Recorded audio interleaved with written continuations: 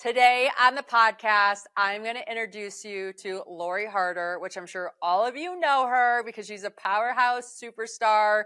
All the things that we all aspire to be. And I'm a little starstruck that she's on the podcast today. So Lori, thanks for joining us. Oh my gosh. Thank you so much. What an intro. And let's lower that bar right now, but here we go. Here we go. Okay. So fellow Michigander, you have a background of overcoming, right? Like I think that's your warrior story, or is you have obstacles that you overcome. So can you give us a little background and then fast forward us to where we are today? Yeah, I'm so glad that, when we share the highlights and when we do the bio that we go back, because it's important.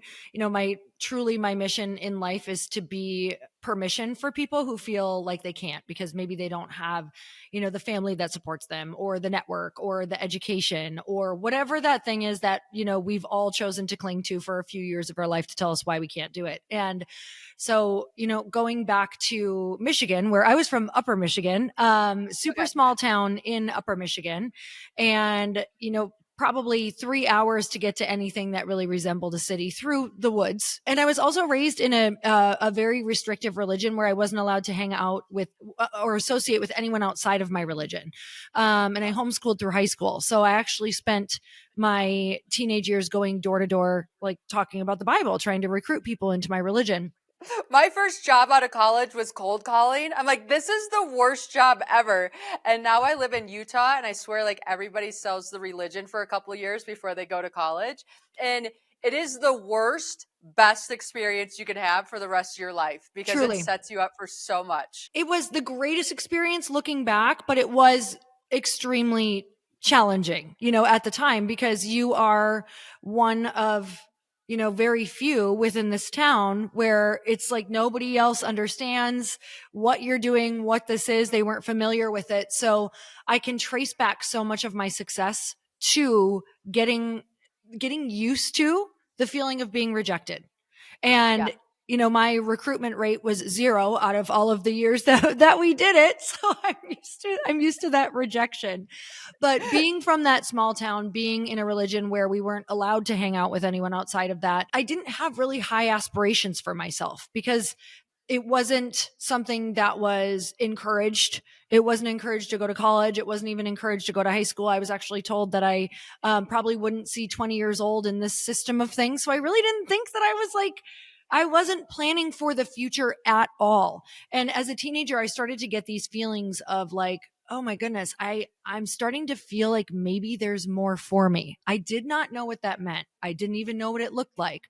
But for everybody listening, if you've ever had those moments where maybe you're sitting in your car and a song comes on the radio and it's like, maybe it's Beyonce or something like that, where it just like gets into your soul and you get these flashes of what feels like what should be your life or what feels like who you came here to be and what you're meant to do. Maybe you see yourself on a stage. Maybe you're, speaking. Maybe you're singing. Maybe you're performing. Maybe you're doing something with a charity. Maybe you started a business, whatever that is. I started to get these like flashes of this future version of me. And at the time, it was like almost just like performer vibes. Like I was on stage and I felt like I was moving people. Like I was inspiring. I didn't know what that was. And so I started to realize that my conflicting feelings of what I was getting, these flashes of my future self, was not supported by my parents, by my friends, by the religion that I was in. So I was having this really confronting time in my life of, I don't know if I'm going to be able to stay in this. When I first moved out at 18 years old, I did not graduate. So I did not have a high school diploma. When I decided to leave the religion, it wasn't like I was, saying that this religion was bad. It was just not supporting what I knew that I wanted to go and do. And so when I left, I wasn't able to talk to anybody in that religion. And so I had no education, no high school diploma, didn't have people who could support me. My parents didn't really even understand what I was doing. And so I found myself in a situation where you don't know where to go. You don't have the mentors and you don't have the support. So I spent 3 years Fair. just trying to figure it out, and Yeah. got myself into some really bad relationships with some really not great people. And thankfully, as a teenager, I started getting into the fitness world because my family really struggled with weight. And I was told that I had bad genetics and that I would be overweight my whole life. And I decided, instead of taking that, I decided to reject it and say, I want to find out if this is true or not, or if this is the habits that my family and I had. And come to find out, after a lot of research and reading magazines and all the things, I had a lot more control over it than I thought. So when I left and was in that situation of not knowing where to go, I was like, okay, I always feel like I can kind of come home to fitness or a gym or this habit that makes me kind of remember who I am. If anybody's ever been on a fitness journey, I do believe it's kind of the first like spiritual awakening or connection to God or whatever that looks like when you're moving your body. Because we are, spiritual beings in a physical body that we need to take care of in order to hear what our purpose is, in order to have those relationships with whatever you believe. So I went back, like dove deep back into the fitness world. And I'm like, let's just get this together. I ended up going to the gym where I moved to, which my parents were in Green Bay, Wisconsin at the time. And I ended up meeting my husband, who I friend zoned for a good 6 months. But then we ended up, I was like, this guy is amazing. Like, why don't I give him a chance? He's like the ultimate best friend who I feel like I could have romantic feelings for, but ended up marrying him. And what happened is, I think having that sense of like, someone's got my back, just one person, it took one person, is really when my life started to shift into kind of like opening up and getting into fitness. And we'll kind of chat from there. You might have to rewind this episode and just listen to that section again, because all these little bits, right, where I focused on one thing to bring me home to myself that I knew I could control. I found one person that believed in me, that had my back, that gave me an opportunity to explore myself more because they had me. Like, we often think it's all these things. When we get real simple and clear, we have a foundation to build from, and it's magic what can be created. I think that whenever I'm sharing the story, because I know with your success too, people kind of look at everything and go, wow, that must just be how it is, or it happened overnight.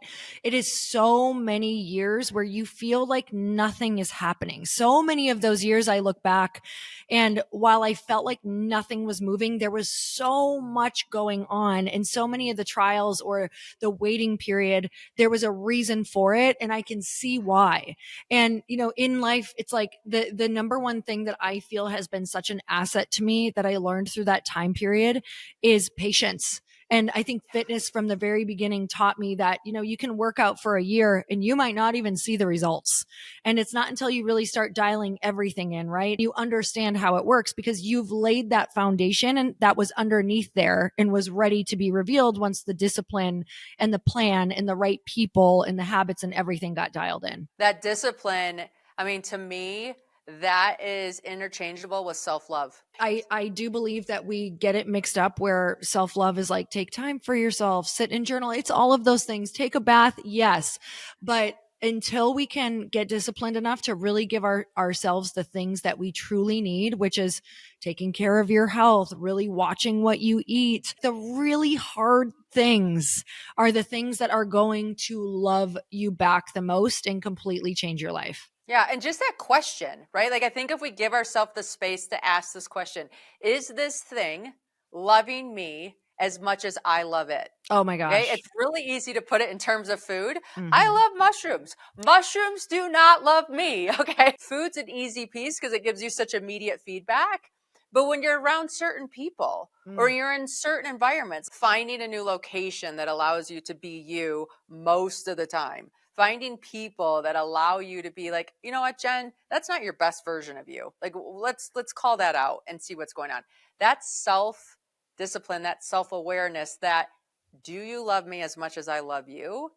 Just is taking care of this human that we get to become and share with the world. That's our number one goal. And you had that, like, right? Like, you kept saying, like, this doesn't quite feel right, or that song resonates, or something's pulling me. We have that pull You cannot feed it and pretend it's not there. And I think that when we set up our lives in the way, like you said, with self-discipline, where it's like, okay, I'm going to make sure that I get my walk in.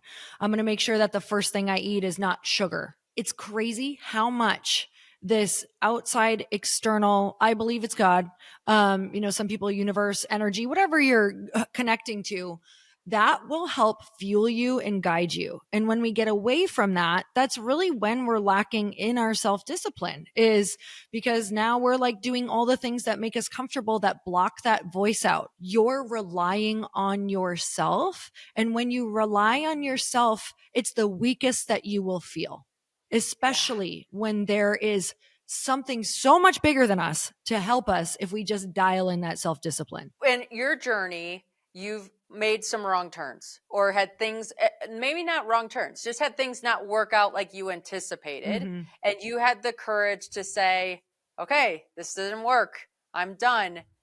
But that doesn't mean I'm done. That means I'm going to take these lessons and bring them into the next thing, and we're going to do the next thing better.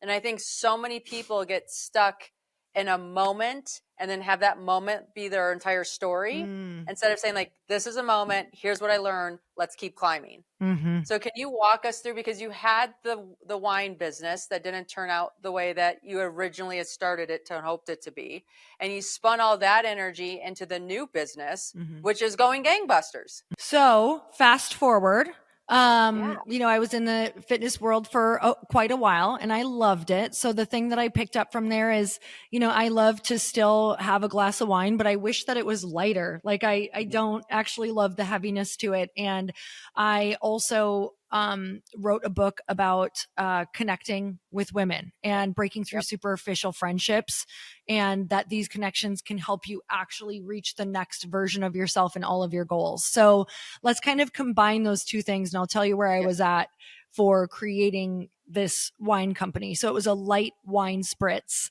that was going to be in a can. And this is when like the huge wave of White Claw started coming at the very, very beginning. So I saw kind of a white space where nobody was doing like a lighter wine spritz. I'm noticing that, yes, I'm meeting all of these incredible women who are in the personal development world, and they pretty much understand how to connect.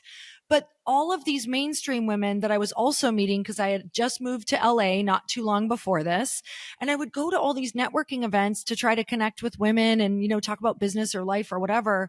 And I just noticed that we didn't know how to connect. And so with more of the mainstream women, I was like, okay, I wrote this book. The book did pretty well, but it still stayed, I felt like, more in the personal development world. I really wanted to reach these mainstream women. So now insert, I wanted to create a physical product because I had always had digital products or events or podcast. And I am such a consumer. I have always loved products. Like you tell me you want a new lipstick, or you want to try some new hair extensions, or leggings or blue jeans or accessories. I literally am your girl to chat with because I love trying things, consuming things. And so I loved the canned beverage space. I love beverages. And I thought, okay, if I really want to reach these mainstream women, where are they at? Like, where do they think they're connecting at? And I was like, oh, they do like wine nights. They do girls' nights. And I thought, what if I could kind of infiltrate where they're already at and put some questions on the back of the can that I have been using for years in my personal development events. We had these 3 questions on the back of the cans that we're going to rotate with the flavors. And we had a non-alcoholic too, because that your bestie who doesn't drink wants to not feel, like she's not part of the group. So the can looked the same, like you didn't feel isolated, all of the things. So, I raised money. I raised $2 million from 54 female investors to do this light wine spritz and non-alcoholic with these connecting questions on it. And there was, a beautiful core message to the whole business. And also, what could we do if we all worked together and we truly supported each other? And that was part of the mission of raising this money and having these women as strategic investors who were going to help get this message out. And so then 2020 happens, right? I literally am raising money right before this.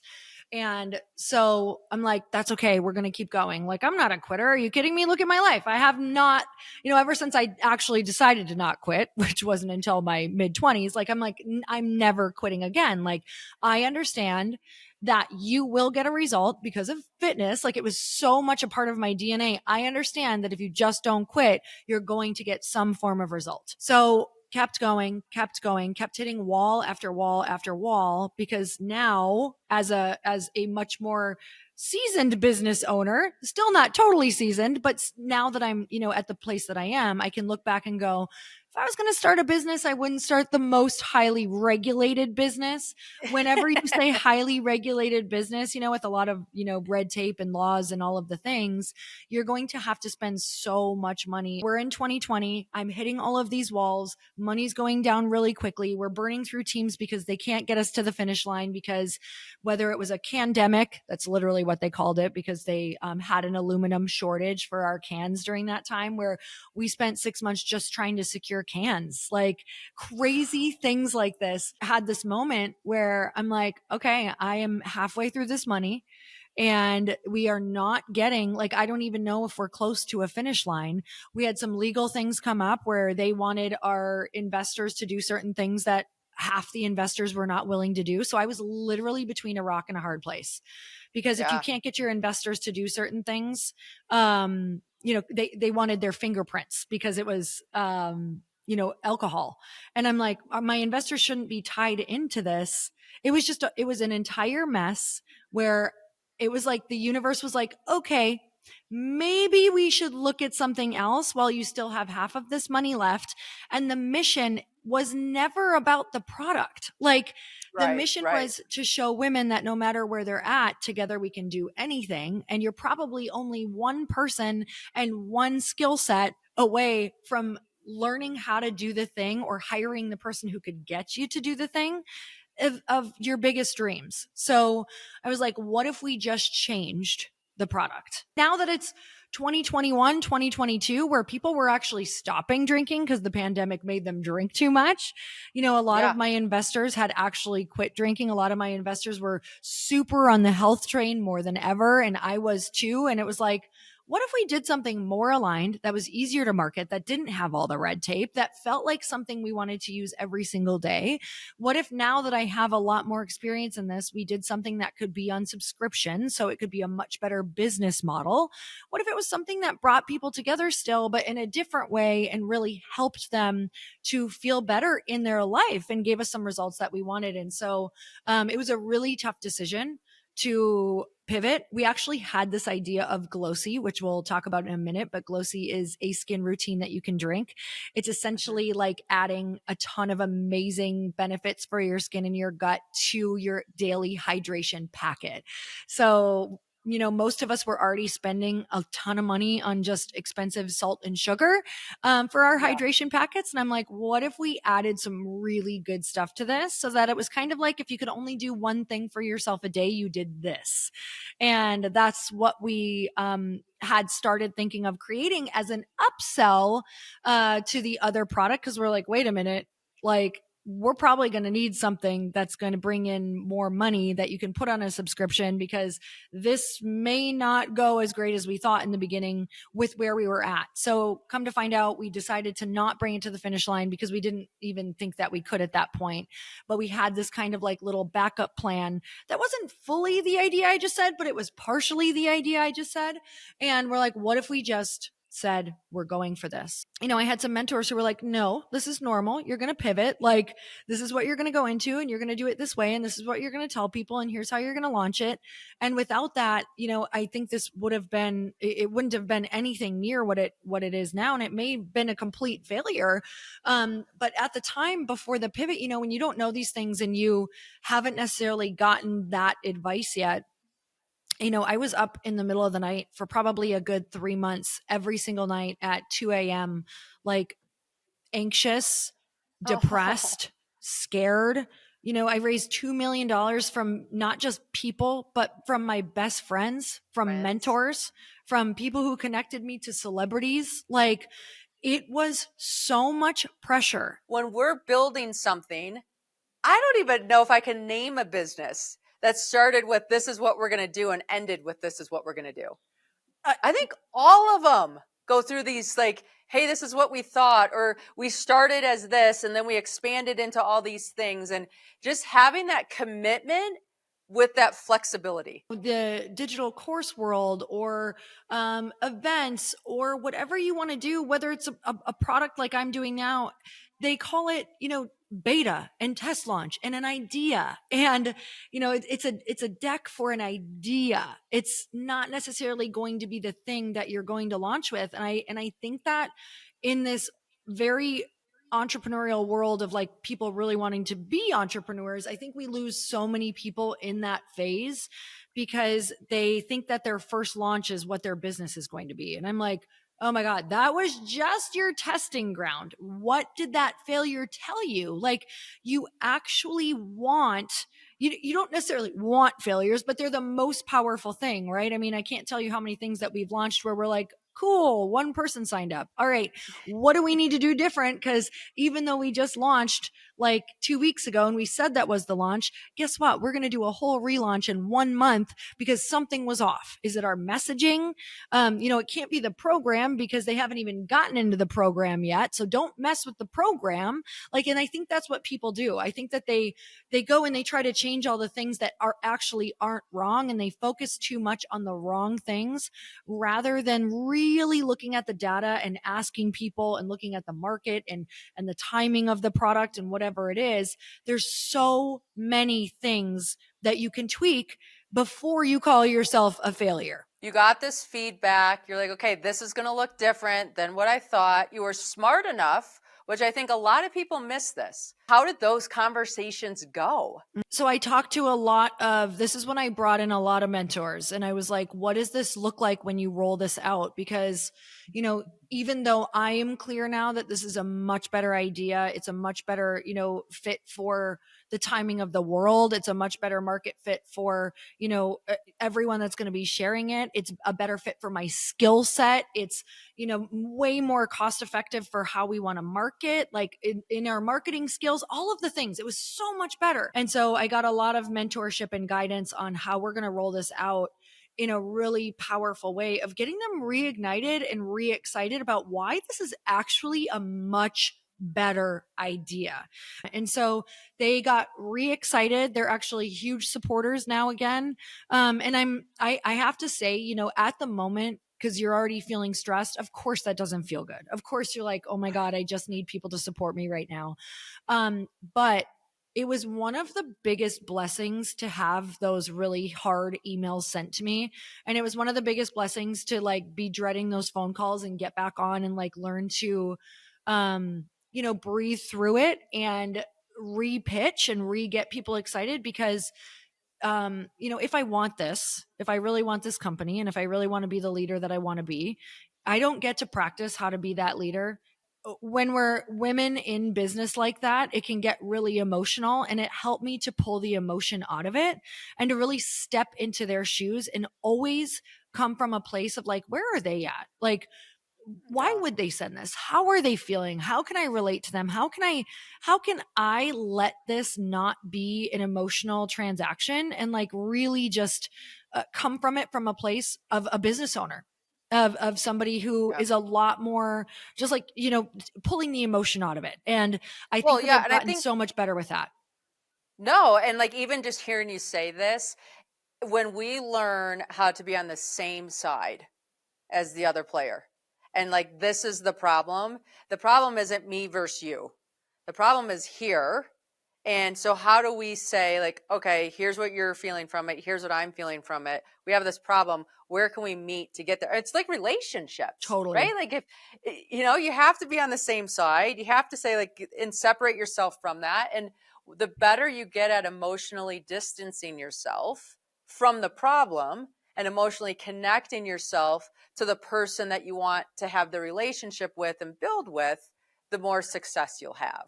So you do this pitch, you have the uncomfortable calls and the emails, and you dig deep and you stick true to your vision and mission and idea. Tell us like where it goes where it goes from here? Because there's some more growth that comes through Yeah, here. I wish I could say like, yay, and then we pivoted and launched, but I chose the physical product world. So we ran into a couple things. You pick a launch date according to what your co-packer and what your warehouse thinks and your manufacturer, and you pick this date, and you hear about the stories of things not working out, but of course that's not going to happen to me. So I'm like, okay, great. And, you start putting your marketing material around that. You have to time everything, right? You have to time it with your marketing, with your emails, with what you're telling the audience. We do a big pre-sale, because pre-sale is really where we feel strongly in our marketing and like get a lot of hype and pre-sell these things. And I, talk to the teams. I'm like, are we sure we can pre-sell? Are we sure this is going to work? And so we do this big pre-sale. We get this onboarding of incredible customers, and we're like, awesome. We're going to, deliver this in 2 months. Like, thank you so much for being on board, whatever this looks like. Well, they had to wait 5 months because we had packaging problems. It was the wrong size for our packaging stuff, and we got them delivered and we couldn't use them because the boxes couldn't fit in the packaging no matter what we did. And so we ended up having to wait. And, you get back in line again. These big companies, like, it's not about, can you turn it around right away for some of them? It's like, you kind of get back in line if you don't want to lose all of that money. Could I have probably paid like a massive rush? Potentially. We did try to find out, but a lot of them, like, there were a couple things going wrong, so we couldn't even get things rushed. So end up waiting. I think it was ultimately 5 months from pre-sale, which you can imagine. We did some great things for the customers who said they would stay on. We had given them an extra discount. We really kept up with we wanted to be in front of the narrative. So instead of like not responding to them and just being like responding as they email in, we decided to keep communication so open, and to communicate with them frequently. And so this was something from my husband, who is like, has been so helpful in this message for me. And he's like, before people start their own narrative about something, you need to control the narrative by continuing to update them and let them know exactly where you're at. So even though we were postponed, it was like, hey, here's where we're at. We sent this email. Here's the word that we got. Here's what we think we're going to do. Thank you so much for staying in it with us, and like bringing them along the journey of, we're new founders. This is a new company. We've heard of this happening multiple times in products. We didn't think it was going to happen to us, but here we are. And here's what we learned. And here's, just all of the things that we think could be valuable for them to learn in their, mission of being an entrepreneur, going after their dreams, and showing what it looks like to pull back the curtain. And that was received with so much positivity. I think we only lost like maybe 80 people during that time, which is insane to make them wait 3 more months and only lose that few amount of people who were like, you know what, no, I don't want to wait anymore. So that was a really powerful lesson. And then we ended up launching. The launch went amazing. But we did have it was a rough 5 months waiting. Like, we felt sick to our stomach every day, because you tell someone one thing, you can't deliver. You were excited to launch. You feel like you're losing people. It's such a lesson in nervous system regulation and staying positive, keeping your team positive, keeping the public positive, because during those months you're losing money. Like, I don't get to, I don't lay everyone off on my team. I still pay them. Like, you continue to pay, you continue to figure things out, to do market research, to do all the things. Like, you're still burning through your cash. So it is a big lesson in like really planning for all the possibilities in the future, which is why now I'm like, okay, my job is to always make sure that I can, raise money, get money into this company. What does this look like if for some reason we've got really low cash months? Like, what can we stop? What can we put on hold? What's the very, very, very bare minimum that we could operate on in this company? Those are all the things we're learning right now. And then you brought on another co-founder. Yeah. Yes. So talk about that. This was an exciting time. I didn't necessarily go into the launch being like, oh, I want a co-founder in the next year or whatever that looks like. Right. Initially, when I had even started Light Pink and when I had pivoted into Glossy, which is the company now, I was like, I have always wanted to work. Like the whole vision was to work with women. The whole Yeah. vision has always been to have my day to day life be surrounded with incredible women in this company, whether it's partners or co-founders or whatever that looks like. And so, I had dreamt of a co-founder, but I was ready to hold out because I had a couple people that I was looking at that it just, or that we had like gone pretty far actually down the paperwork of trying to figure that out. I did this with two different people. And thankfully it didn't end up working out because looking back now, it wasn't the best fit, whether it was skill set or whether it was where our visions like actually wanted to go at the end of where we want the company to go. Which that's a whole other podcast we can chat about, like what to look for now that I understand. And thankfully, by the grace of God, those did not work out because I can see now how it would have been a really big uphill challenge. And when you're doing a company like this, you want your co-founder to actually be a major asset and have an opposite Yeah. skill set of you rather Yeah. than have it be something that you're partially struggling with. So I didn't necessarily have it on my radar to do it this year because I had just kind of gotten out of going, oh, that wasn't a fit. That wasn't a fit. Maybe I'll do this on my own for a little bit and, really get intentional with that person. Well, fast forward, Natalie had been on my radar when I started Light Pink as one of the first people that I wanted to have as an investor in Light Pink because of her community at Boss Babe. And Yeah. so I had initially pitched her and her business partner at the time because I was like, imagine what we could do with this community and even just this message alone. And I know that a lot of your women, I know that, they're into entrepreneurship and digital courses, but I also know that they would love to eventually start companies or do things like that that may not feel like a possibility right now. So if we all did this together or learned this and saw what this could look like, this could be huge for not only us being able to like teach them and show them and offer even more value to them, but potentially for them to feel like this is possible for them too, because they would have some guidance within your community of like, we did this, we've built this, here's how you do it. And so they loved that idea. They had gotten on board, they had invested. And so I had already had them as investors. They had already come into Light Pink when we were doing some marketing and planning and strategy and had some strategy days with me as the strategic investors that they came on as. And so, fast forward, Natalie is running Boss Babe and she's getting pitched a lot for being like a co-founder or a partner in supplement companies because she loves biohacking. She loves supplements. She's really, really into it. She shares it all the time in, Boss Babe and into her community. And she's thinking herself like she wants a product. And so she's like, oh man, this is also gonna, like, I don't think I want to do this by myself. It's like I'm already running Boss Babe and this is an amazing business.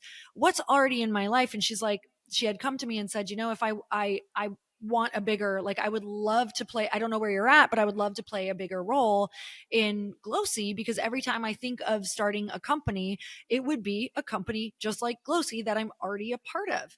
So what could this look like? She's like, I have no idea where you're at with this, but why don't we just like put this on the table and have a conversation? And at the time I was like, man, I would love a partner. I would love somebody to talk through all of these major challenges that are coming up. Yeah. I'd love somebody to spitball with. I'd love somebody to like, kind of to share the lift. I'd love somebody to just like feel like this is ours together because that burden can Yeah. feel really, really big alone. And it's not that I Yep. didn't have the most incredible team ever because I did feel like I had a lot of help and support there. And I do believe that you can hire what I'm talking about as well. But I like Mm-hmm. really wanted another woman who also had an awesome community to like get this out in the world. And so when she had mentioned it, I sat with it for a day. And, I was like, at first I was like, I'm not sure, like, all the things that you have to think through. And the next morning I woke up and I'm like, this just feels right. Like it was Yeah. I want to share the feeling because I think it's important to differentiate between what feels like excitement, like just like, oh my God, this is such a big deal. And I'm so excited when you're just like, over the moon and you're ecstatic, but you're not really thinking of all the things. Like you're not actually running it through the whole process you need to run it through. Right. So I noticed that my body was just very calm. I was like, okay, this actually feels like it feels good and it feels smart. And I was thinking of I'm like, what is her skill set? What is my skill set? Where would this be really powerful in her community? How could we work together? What would this look like? And so it was more of a calm, like energy of this feels very smart rather than like this place of, oh my God, I can share the burden now. I can get rid of half of this. I'm so excited. This is going to be, just I can't, I'm trying to explain it. Maybe you understand what I'm talking about. Yeah, no, I think it's like, I think for a lot of us, you get we love having the hype girl and the motivation and all that kind of stuff. And sometimes you make a phone call. I need a hype call, like build me back up again because I need to be this. But when we make solid decisions, it is a grounded feeling. It is a stable feeling. It is yes, I can do this. This makes sense. So I agree with you. I think there's definitely different energies that you come to something with. And when you get asked on a date or to like be a partner with, like, you're always going to have that initial, yay, this feels so good. I love to be hit on, right? Whatever.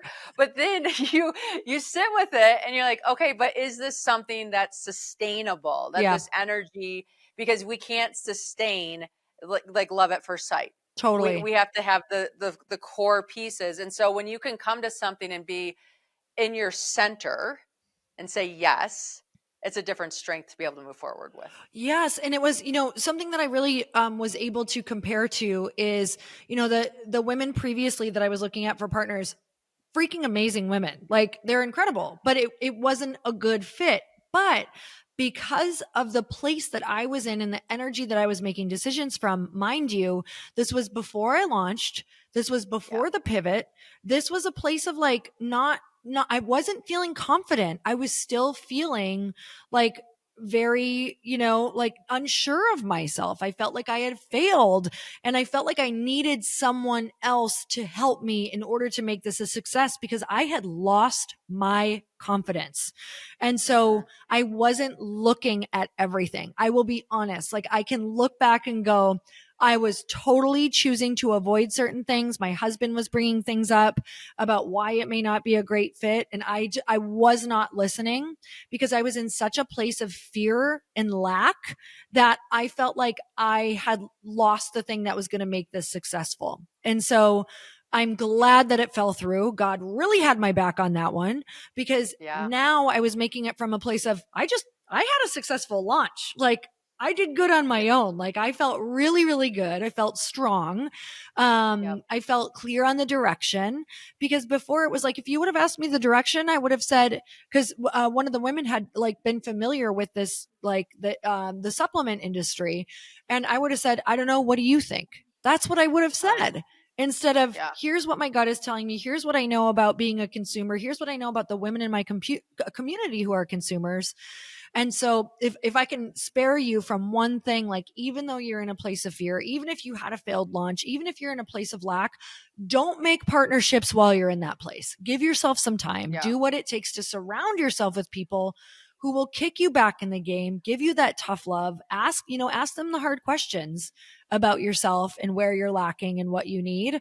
That's where you're going to get the magic. Don't avoid those places. It's what we want to avoid, but it's where you need to run toward. No, because it allows you to show up full and confident. So you have two partners making decisions instead of this codependent relationship because you gave your power away in this one environment. And so now it's hard to get that back once you give it away. Totally. I'm just so proud of you. And not only from what you've been able to like do out externally that we all get to benefit from, but that internal journey that you're sharing because it's not a journey of shame and guilt. It's a journey of like honor of being in the arena and finding it out and doing it and saying, yeah, I was there. I was scared. I lost my confidence. I had to have conversations I didn't want to have. Like I preach all the time. We do hard things. You got to do the hard things to get the good things. I mean, it's just part of it. Oh my gosh. It is like, the woman that I've gotten to become I can't imagine. And I can honestly tell you there was no other way to meet her than to go through what I wouldn't have wished upon my worst enemy. And I have this conversation now with my best girlfriends where I'm like, you know, that phrase where you're like going through something that you wouldn't wish upon your worst enemy. I'm like, I'm in this weird place where I'm having the realization in life that I wouldn't wish it upon my worst enemy, but I would wish it upon my best friend so she could meet the woman she's meant to be. And Yeah. that to me is like, you know, you wish you could pull that away from your best friends or the people you love the most when they're going through a hard time, but taking it away from them would be like taking away why, like the meeting the ultimate version of themselves. So Right. it's all about supporting each other, not fixing a problem. How much can we be there for each other and let them know, hey, I don't care if you lose everything, like I don't care who you Right. are, I don't care if you get canceled, I don't care if you get dragged through the mud, like I'm still going to be your person. That's what it's about. Oh, 1,000%. And it is. It's I have kids, right? So I watch my kids go through these struggles or these things, and you're like, oh, but at the same time, I'm like, I know this is happening for you. Mm-hmm. Like I have a big enough faith in God that He gives us what we need so we show up as the best versions of ourselves. So I'll sit here and I'll cry with you, or I'll look at your calendar and help you try to make, your stuff come together for your test next week or whatever. But this is your journey, and I'm here to support it and just hold space for it. And when you Totally. get to that location, like magic is just destined to be your future. Amen. Yes, yes, yes, yes. Okay, so all of us listeners, we are subscribing. So can you tell us how to get the product and how to follow you and all the good things? Because we want more. Yes. Oh my gosh. And I would love to give your listeners a coupon code. You can go to Getgloci, GETGLOCI.com, and you can use code HAPPY for 25% off. And let me know. Like, I love hearing all of the transformations and the testimonials. I will tell you, it has been so huge for waking up without feelings of bloat, for waking up feeling good, for more glowing skin, hydration. You know, we have incredible testimonials on the website. And I will tell you, that has been my most favorite part, is going over and checking those all the time just to hear what all of the people are saying about what the product's done for them. In as little as, sometimes 2 weeks, but 30 days is kind of that sweet spot. Yeah, no, and it's so good. And all of you that listen to my podcast regularly, you know that my gut bacteria got messed up from an anthrax situation. Oh my And so God. I had to work with a nutritionist for 6 months to get my gut bacteria back to normal so that my mood, my energy, my skin, all the things were me. Like I felt someone hijacked my body for 6 months and I couldn't even face the girl in the mirror. Oh, And so this product, which is so exciting about it, is it's your gut. Like you're drinking the inside stuff that you need. So the outside feels good and it feels good from the inside out. So I'm just so grateful that you did the pivot, you did the thing, and it's available for all of us. So thank you. Oh, thank you for having me on your show. This was so fun. I just feel like we got to do a girlfriend catch up.